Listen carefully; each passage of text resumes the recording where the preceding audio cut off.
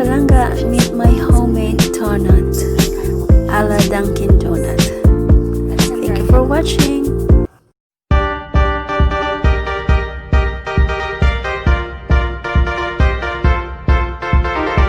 Hey mga loves, welcome back to my channel. So today I'll be making a donut. It's a homemade donut. So if you want to know how, please keep on watching, follow the steps, and for the complete ingredients and measurements, please check on the description box. Thank you.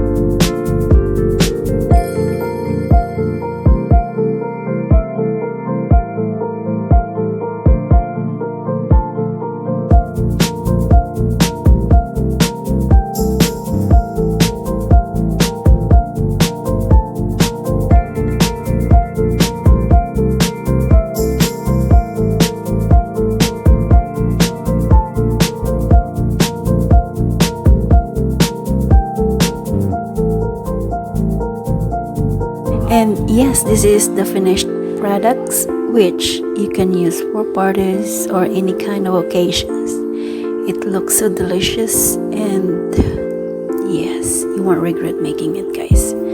Thank you for watching, and God bless us all. Bye.